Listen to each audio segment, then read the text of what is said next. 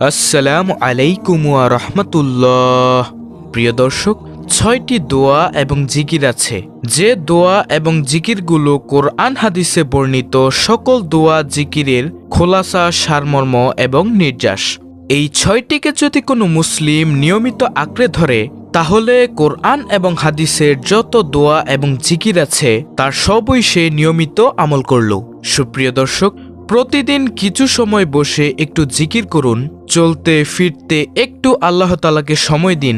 আপনি উপকৃত হবেন, আপনার কল্ব জিন্দা হবে, আমলনামা সওয়াবে পরিপূর্ণ হবে ইনশাআল্লাহ। প্রিয় দর্শক, শ্রেষ্ঠ এই ৬টি দোয়া এবং জিকিরের মধ্যে সর্বপ্রথম হল নবী করিম সাল্লাল্লাহু আলাইহি ওয়াসাল্লামের প্রতি দুরূদ প্রেরণ করা। নবীজি সাল্লাল্লাহু আলাইহি ওয়াসাল্লামের প্রতি দুরূদ প্রেরণ করার আমল এরকম আমল যে আপনি যদি সারাদিনে শুধুমাত্র নবীজির প্রতি দুরূদ প্রেরণ করার আমলটি জিকির হিসেবে সবচেয়ে বেশি করেন, দোয়া হিসেবে যদি এটি আপনি সারাদিন করতে থাকেন, তাহলে এটি আপনার জন্য যথেষ্ট হবে আল্লাহ তাআলার কাছে। আর কিছু না চাইলেও চলবে। দুরূদ মানেই হলো নবীজির জন্য দোয়া করা। প্রিয় দর্শক, আপনি নবীজির প্রতি একবার রহমতের দোয়া করলে, অর্থাৎ একবার দুরূদ পেশ করলে আল্লাহ তাআলা আপনার উপর 10 বার রহমত বর্ষণ করবেন এবং আল্লাহ তাআলা আপনাকে 3টি পুরস্কার দান করবেন। সুবহানাল্লাহ। এভাবে একজন ব্যক্তি যতবার দুরূদ পড়বে ততবার সে আল্লাহ তাআলার রহমত ও অনুগ্রহ পাবে। প্রিয় নবী সাল্লাল্লাহু আলাইহি ওয়াসাল্লাম বলেছেন, তোমরা বৃহস্পতিবার ও শুক্রবার, অর্থাৎ বৃহস্পতিবার রাত, শুক্রবার সারাদিন রাত, এই সময়গুলোতে তোমরা আমার প্রতি বেশি বেশি দুরূদ পাঠ করো। প্রিয় দর্শক, দুরূদ পাঠের ফজিলত সম্পর্কে বলতে গেলে, আপনি যদি নিয়মিত প্রিয় নবী সাল্লাল্লাহু আলাইহি ওয়াসাল্লামের প্রতি দুরূদ পাঠ করতে পারেন, তাহলে এর ফজিলত আপনি নিজেই অনুভব করতে পারবেন। রাহমাতুল্লিল আলামিন আল্লাহর রসুল আল্লাহর নবী সাল্লাল্লাহু আলাইহি ওয়াসাল্লাম ওয়াদা করেছেন যে আপনার পেরেশানি, বিপদ আপদ, বালা মুসিবত দূর হবেই হবে ইনশাআল্লাহ। তো কোন দুরূদ পাঠ করব? দুরূদের মধ্যে সবচেয়ে শ্রেষ্ঠ দুরূদ হলো দুরূদে ইব্রাহিম, যেটা আমরা নামাজের শেষ বৈঠকে পড়ে থাকি।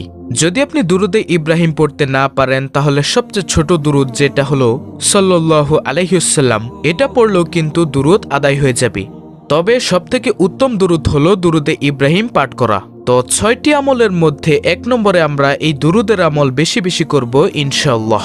দ্বিতীয় নম্বর আমলটি হচ্ছে ইস্তেগফার। প্রিয় দর্শক, ইস্তেগফার মানে হচ্ছে আল্লাহ রাব্বুল আলামিনের কাছে ক্ষমা প্রার্থনা করা। যে ব্যক্তি ইস্তেগফারকে আঁকড়ে ধরবে, এটাকে প্রতিনিয়ত করতে থাকবে, ইস্তেগফার কখনো ছাড়বে না, সব সময় তার মধ্যে ইস্তেগফার অব্যাহত থাকবে, ওই ব্যক্তিকে আল্লাহ রাব্বুল আলামিন বিভিন্ন পেরেশানি থেকে, এমন পেরেশানি থেকে আল্লাহ তাআলা তাকে মুক্ত করবেন যে সে কল্পনাও করতে পারবে না। প্রিয় দর্শক, ইস্তেগফার হলো এমন একটি আমল যেটা আমাদেরকে দুনিয়ার পেরেশানি থেকে দূর করবে এবং আখিরাতের পেরেশানি থেকেও দূর করবে। দুনিয়ার পেরেশানি আমাদের বিপদ আপদ, মুসিবত, রিজিকের অনটন, অভাব এগুলো, আর আখিরাতের পেরেশানি হলো আমাদের পাপ, গুনাহ এগুলো। এই 2 ধরনের পেরেশানি থেকে আল্লাহ তাআলা আমাদেরকে মুক্ত করবেন ইনশাআল্লাহ।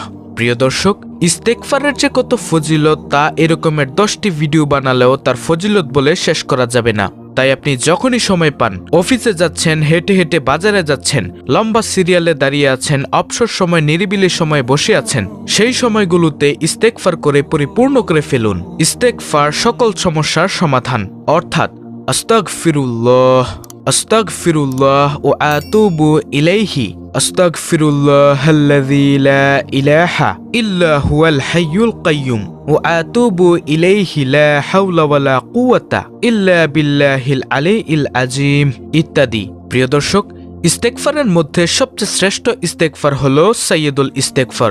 এই সাইয়্যিদুল ইস্তেগফার আপনি যদি না পারেন, তাহলে আপনি দেখে দেখে এটি পড়তে পারেন। বিভিন্ন জায়গা থেকে এটিকে আপনি ডাউনলোড করে দেখে দেখে মুখস্থ করতে পারেন। কাগজে লিখে রেখে এটি আপনি দেখে দেখে পড়তে পারেন। তারপরও দেখে দেখে হলেও আপনি এটাকে পড়ুন। ইস্তেগফারের আমল আপনার মধ্যে অব্যাহত রাখুন। আপনি সাইয়্যিদুল ইস্তেগফার পড়তে না পারেন, কোনো সমস্যা নেই, কোনো পেরেশানি নেই। সবচেয়ে ছোট ইস্তেগফার হলো আস্তাগফিরুল্লাহ। এর অর্থ হলো, হে আল্লাহ, আমি আপনার কাছে ক্ষমা চাই। আপনার অগণিত ভুল হয়, আপনার মিনিটে মিনিটে, প্রতি ঘন্টায় ঘন্টায়, মুহূর্তে মুহূর্তে ভুল হয়। আপনি ইস্তেগফার পাঠ করতে থাকুন।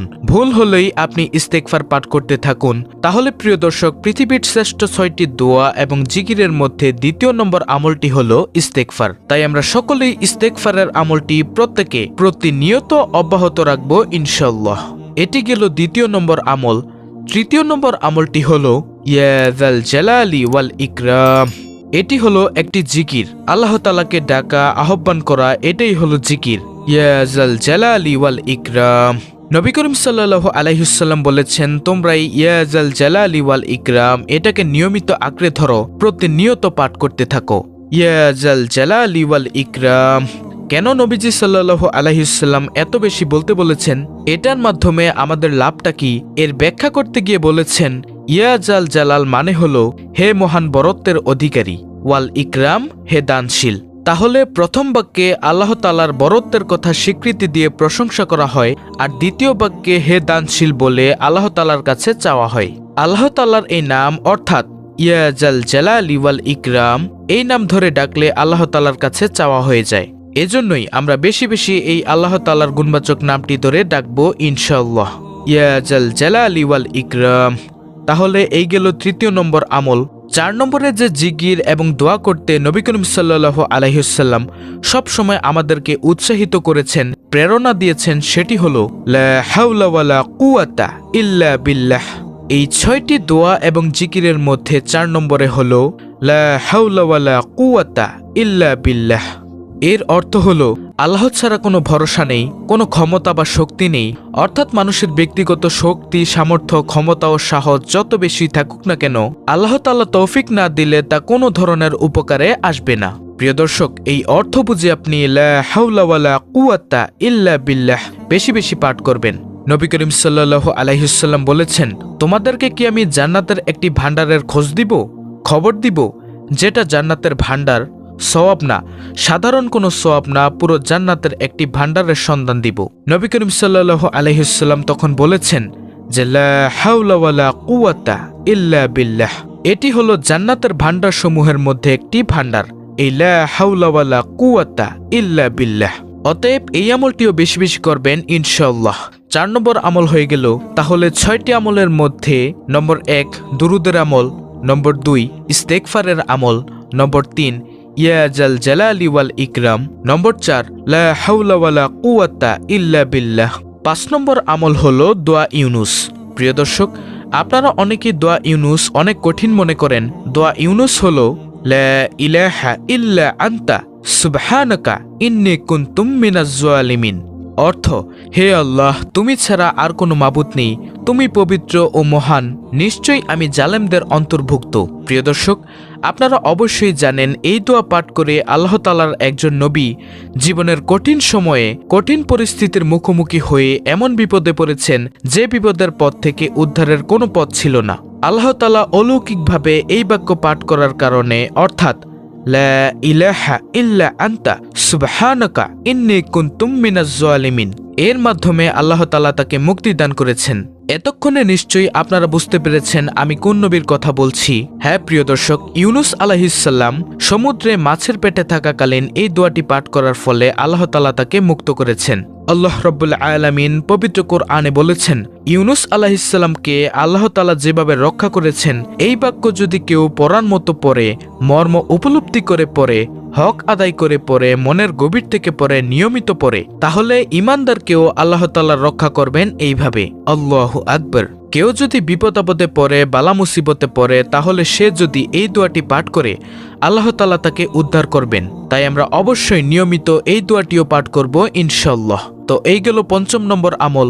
সর্বশেষ 6 নম্বর আমলটি হলো খুবই পরিচিত শ্রেষ্ঠ 4টি জিকির, অর্থাৎ সুবহানাল্লাহ, আলহামদুলিল্লাহ, লা ইলাহা ইল্লাল্লাহ, আল্লাহু আকবার।